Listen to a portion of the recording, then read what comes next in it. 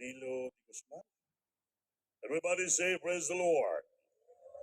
Praise the Lord. Nagasan po natin. Praise the Lord.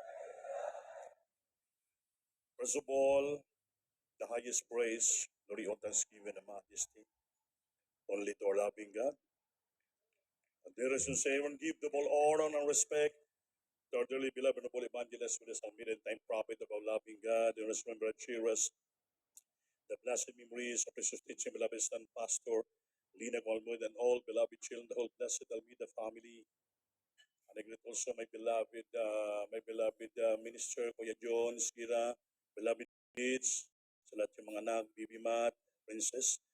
Congratulations po, brand new week ko po. At sa lahat po, my co-preachers, my co-workers, to all of you, mga beloved brethren came from different outstation, especially sa mga baguhan, at sa lahat ng mga bibkas viewer natin na nood sa buong daigdig, mga milalitas yung kamay, tayo po'y dumalangin. Opo, dakilang Diyos, maraming salamat sa dakilang pagkataon kaloob mo sa amin, Lord. Thank you so much, Lord, you're being here saved today for third day crusade in this place, Baguio City. To the first leading prayer of the beloved noble pastor, San Meda, and all beloved children, please anoint the humble servant to deliver with love and message to the brethren. I bind Satan, cast out hindrances and omits and believe and doubts, Lord, right now. In Jesus' name, amen. Praise the Lord. Hallelujah. Palakpakan natin Diyos, maminamahal, magkabalik tayo sa ating mga upuan. Maminamahal, kami po ito sa puso nagpasalamat na kami po ay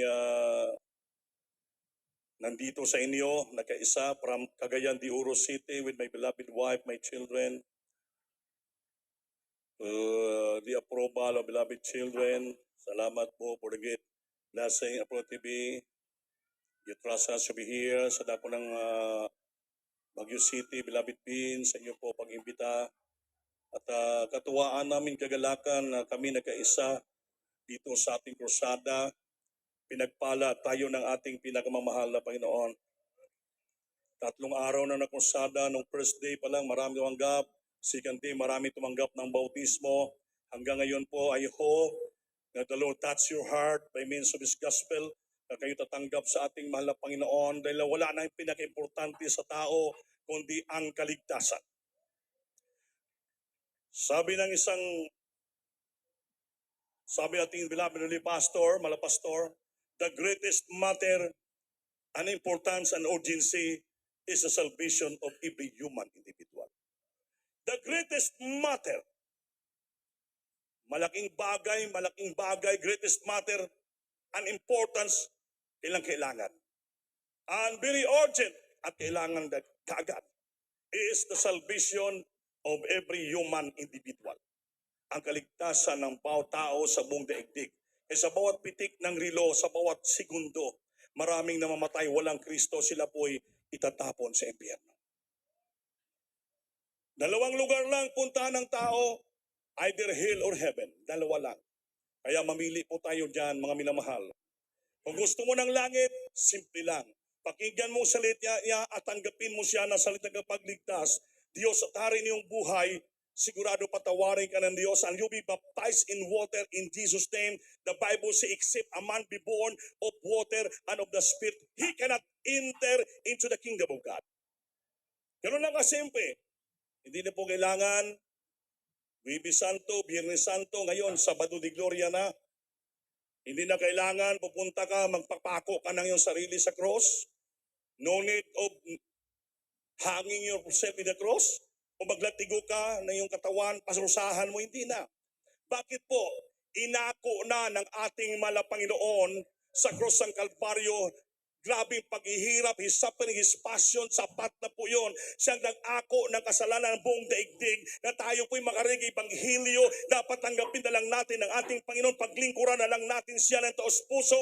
Tanggapin natin sa salita ng pagligtas. Dahil tapos na tayo binayaran ng ating Panginoon. We find it all in the cross of Calvary. Ang gawin natin, paglingkuran na lang natin ang ating Panginoon. Dahil grabing pagpapala, napakinggan po natin mga patutuo to prove beyond the shadow of a doubt that our God that we serve is really buhay na Diyos.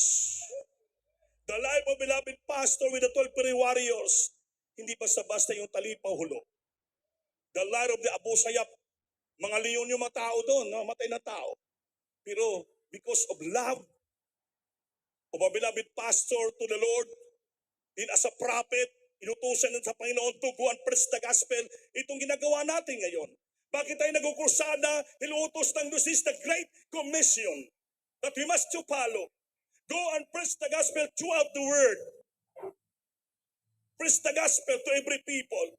He that believeth and shall be baptized shall be saved. And he that believeth that shall be damned. Yung ginawa natin mga pastor. Hindi walang takot. Ano mangyari? Pwede makabalik, wala sa isip because of faith. Genuine faith sa ating mga Panginoon. The daring faith, walang natatakutan ng panampalataya. Gusto niya masunod ang utos ng Diyos. You spend much money, equals fasting pa. 40 days, 60 days ka fasting. Grabe ang dedication ng ating beloved parents in the Lord. With the beloved stand pastor, Babatil. And on the blessed with the family. Hindi natakot. Napaka-importanteng ibanghilyo. Napaka-importanteng kaligtasan ng bawat tao, mga minamahal. The gospel. What is the gospel? The good news. Mabuting balita that our dear Jesus died in the cross of Calvary to forgive our sins and to give us eternal life. Yun pong mabandang mabuting balita kahit sa kabundukan, kahit sa kamatayan pa, hamakin mo yan. Bakit po? Ang dala mong mabuting balita, kung sino man ang palataya at paniniwala, sila magkaroon ng kaligtasan buhay na walang gan, mapatawad ang kasalanan, din lahat magmana ng buhay na walang hanggan. Amen? Sabi dito ng Romans chapter 1 verse 16,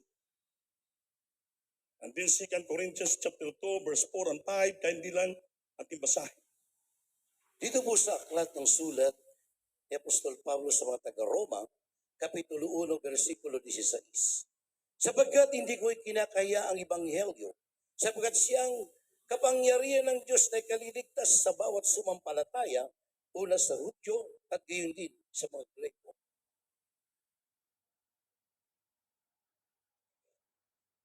Ang unang sulat ni Pablo sa mga taga-Korinto, Kapitulo 2, ang talatay 4 hanggang 5. Ang aking pananalita at ang aking pangaral ay hindi sa mga salitang panghikayat ng karunungan, kundi ng patotoo ng Espiritu at ng kapangyarihan, upang ang inyong pananampalataya ay huwag masalik sa karunungan ng mga tao, kundi sa kapangyarihan ng Diyos. Amen. Pakaan po natin Diyos, mga minamahal. Tignan mo, the gospel. Sabi ni Pablo, I'm not ashamed to preach the gospel of Christ, for it is the power of God unto salvation. Malapaso niya, hindi siya natakot. Hindi siya nahiya. Ipangalay panghilyo. Sa mga rebelde. Bakit? The gospel, the good news, the power of God unto salvation. Kapangyarihan ng Diyos, ipanghilyo, upang ang tao maligtas sa kamay ni Satanas at ang tao magmana ng buhay na walang gan. Kaya sabi ni Pablo, hindi ang aking pangangaral hindi sa magandang salita ng mapanghikayat, kundi ito po'y demonstration ng kapangyarihan ng Diyos at Espiritu Santo at kapangyarihan. Kaya ang Ebanghelyo, hindi po magandang salita. Na mahikayat kayo, ay maganda namang salita, hindi. Kundi it is the power of God. Demonstration of the Spirit of God with power. Upang ang manakakinig ng Ebanghelyo na yan, hindi tatayo ang kayong pambataya sa karunungan ng tao o sa predsel, kundi sa kapangyarihan ng ating mahal na Panginoon. That's why ang Ebanghelyo na pinapangalan ito may kapangyarihan. Pag may kapangyarihan, may mga patutuo, may mga testimony to prove nga ang Diyos Ebanghelyo na tanggap nila mayroong kapangyarihan. Yung bulag nakakita, yung pilay nakalakad, yung cancer pinagaling. Marami dito walang tahanan, hirap na hirap sa buhay. Nagpatutuo siya ngayon, nagbibilang ng tahanan, nagbibilang ng sasakyan, lahat grabing pagpapala. Ang pagpapala ng Diyos ay triple blessing. Tatlo. Pag tatanggap mo Ebanghelyo, may kapangyarihan. Ang pagpapala sa tatlo darating sa iyo, more than that. Beloved, I wish above all things that on peace prosper and be in health, even as thy soul prosper. Tatlo ang tanggapin ng Kristiyano sa tao ang pagpapalagaling sa Diyos. May kapangyarihan Ebanghelyo. Payamanin ka. Payamanin ka ng Diyos. Gusto niyo bang yumaman? Marami na nga pinayaman. Tupro nga ang Ebanghelyo na pinapangalan ng mga pastor, may kapangyarihan. May kapangyarihan, payamanin ka, haguin ka sa kahirapan, pagaling karamdaman nyo, you became healthy, strong, and vigorous. May testimony ka, pinagaling ka, spiritually, naging tuwang-tuwa, galak na galak ka. Hallelujah, naglingkod ka, nagbuburi ka sa ating mahal na Panginoon. Dahil pinalaya ka ng ating Panginoon sa karamdaman, sa sakit, sa kasalanan. Power, kapangyarihan ng Ebanghelyo yan.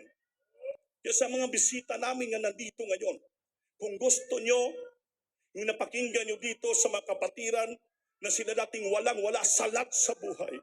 Nagbibilang na ngayon ng sasakyan, nagbibilang ng mga tahanan, pinapapala sila, pinagaling karamdaman, libaligaya sila.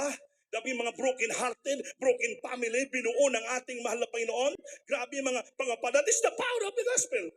Kapangyarihan ng mabuting balita na pinapangarap sa Espiritu una sa ating beloved pastor. Kung gusto nyo makatanggap ng gayong biyaya, sa araw na to, lumapit kayo sa Diyos. Dalawa lang punta ng tao, langit o impyerno. Tanungin ta kayo, sinong gusto ng impyerno? Itaas yung kamay. Walang nagtaas. Ha? Alam pala nila impyerno mainit. Sino gusto ng langit? Kaya naman nandito tayo, gusto na ng langit. Amen? I tell you frankly, sa Biblia, wala kang mabasa na purgatorio. Walang purgatory. Dalawang lugar lang, destiny ang punta ng tao, either hell or heaven. Kaya walang venial sin, walang mortal sin, basta sin, kasalanan. Seryoso ang Diyos sa kasalanan.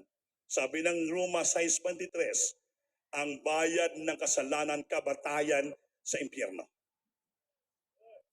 Mamatay ka, itapon mo sa impyerno, sabi naman ng pastor, death is synonymous to hell, parehas lang.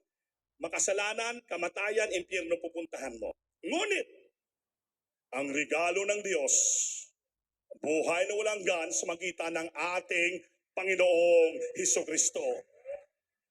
So, ang tatanggapin nyo rito, ang regalo ng buhay, ang ating mahal na Panginoon Hesukristo. He is the life and He is the life giver. He is our salvation. He is the rock of salvation. He is our healer. He is our provider. He is an ultimate provider. Lahat magawa ng Diyos.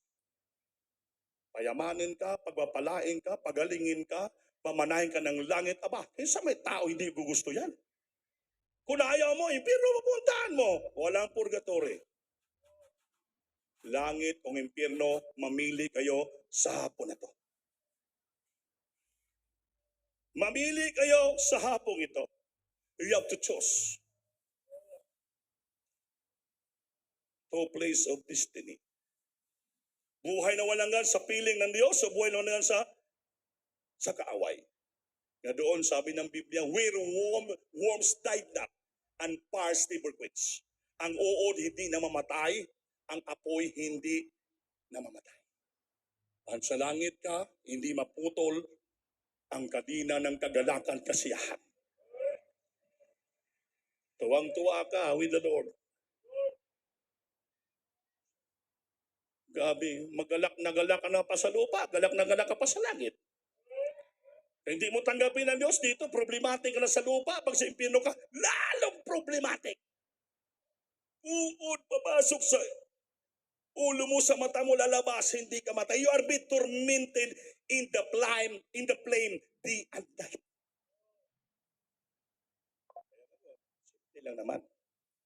So ang regalo ng buhay na walang gan ang Panginoon Kristo, siya ang tanggapin niyo sa araw na ito. Ngayon, tumayo kayo, maminamahal. Sa lahat ng mga bisita, sa lahat ng mga baguhan, Sabi ng Pablo, this is the day of salvation. This is the accepted time. Tomorrow is not the promise of the Lord, but today. Today, if you heard the word of God, thou shall not harden your heart. Huwag niyo patigasin ang puso niyo kung saan ko napakinggan yung Ibanghilyo. For this is the day of salvation. This is the accepted time. Tomorrow is not the promise of the Lord, but today. Sa araw na to, decide yourself. Please stand up. Awitan natin, Panginoon. Dalhin niyo sa gitna yung mga bisita baguhan. Kamu mismo, please come to our dear Jesus. Lumapit kayo sa ating mahal na Panginoon. Habang may oras, may panahon pa. Sabi ni King Solomon, alalahanin mo ang Diyos na yung magliligtas sa araw na kay bata pa. Hindi pa dumating sa iyo ang masamang mangyari. Remember thy Creator in the days of the youth before the evil come to your life. Habang wala pa dumating na masama sa buhay natin, alalahanin natin ang ating manunubo sa ating mahal na Panginoon. Remember thy Creator in the days of the youth before the evil come to your life.